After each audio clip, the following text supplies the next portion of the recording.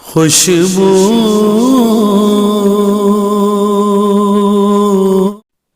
بسم اللہ الرحمن الرحیم۔ الصلاۃ والسلام علیک یا رسول اللہ وعلی آلک و اصحابک یا حبیب اللہ۔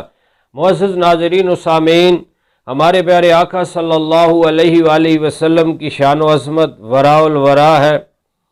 اے رضا خود صاحب قرآن ہے مداح حضور، پھر تجھ سے کب ممکن ہے مدحت رسول اللہ کی۔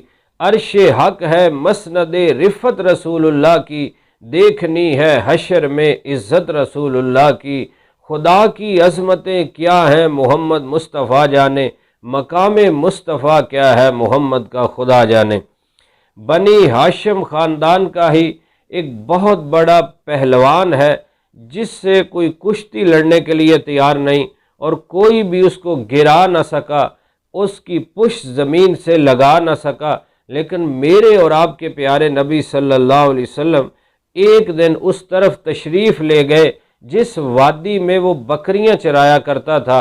جب اس نے آمنہ کے لال محبوب رب ذوالجلال کو اکیلے آتے ہوئے دیکھا تو اس نے کہا کہ تم ہمارے بتوں کی مخالفت کرتے ہو، لات و عزیٰ کی مذمت بیان کرتے ہو اور ایک خدائے واحد کی عبادت کی دعوت دیتے ہو۔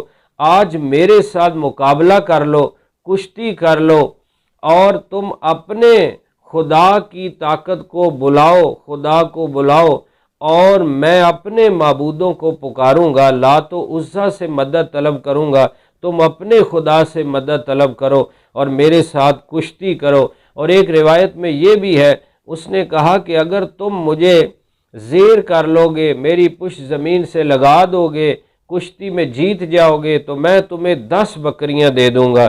تو پیارے آقا صلی اللہ علیہ وسلم اللہ تعالیٰ کے محبوب ہے، سر سے لے کر پاؤں تک معجزہ بن کے آئے ہیں۔ آپ نے یہ نہیں فرمایا کہ میں تو دعوت دینے آیا ہوں، تبلیغ کرنے آیا ہوں، میں کوئی پہلوان نہیں۔ آقا علیہ الصلوۃ والسلام نے فرمایا آجا میں تیار ہوں۔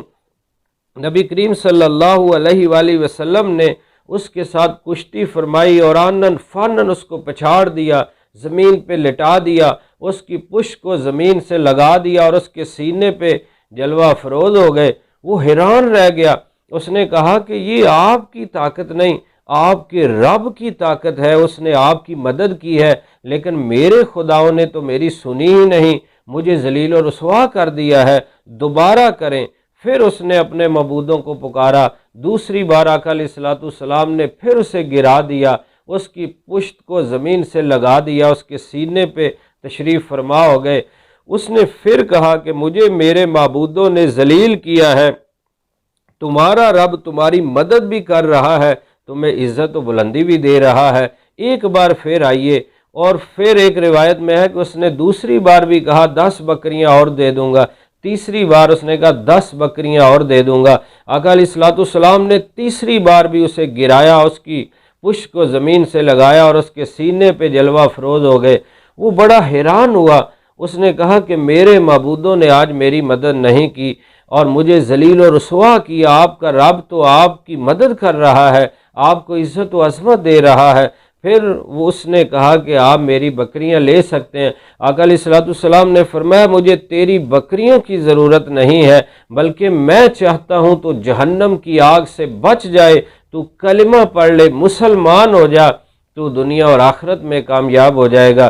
اس نے کہا میں اتنا بڑا پہلوان ہوں، کوئی میری پشت زمین سے نہیں لگا سکا اور مجھ سے کشتی لڑنے کے لیے کوئی تیار نہیں تھا، میں اتنا بڑا پہلوان ہوں۔ آج ایک عجیب معاملہ ہو گیا ہے، اگر میں کلمہ پڑھ لوں تو پھر لوگ اور بچے عورتیں کہیں گی کہ یہ ڈر کی وجہ سے اس نے کلمہ پڑھ لیا ہے۔ بہرحال علامہ جلال الدین سیوطی شافعی رحمۃ اللہ علیہ الخصائص کبریٰ میں آپ فرماتے ہیں کہ پھر اس نے کلمہ شریف پڑھ لیا تھا، اس طرح کی روایات میں ملتا ہے۔ تو خیر پیارے آقا صلی اللہ علیہ وآلہ وسلم نے اس رکانہ پہلوان کو جس سے کشتی کوئی نہیں لڑتا تھا اور اس کو گرا نہ سکا، اس کی پشت کو زمین سے لگا نہ سکا، میرے اور آپ کے پیارے نبی کی طاقت نے اس کو بھی ہرا دیا، شکست دے دی، اس کی پشت کو زمین سے لگا دیا۔ پیارے آقا صلی اللہ علیہ وآلہ وسلم کی شان وراء الورا ہے۔ آپ اللہ تعالیٰ کے محبوب ہیں، اور اللہ تعالیٰ نے آپ کو سر سے لے کر پاؤں تک سراپا معجزہ بنا کے بھیجا ہے۔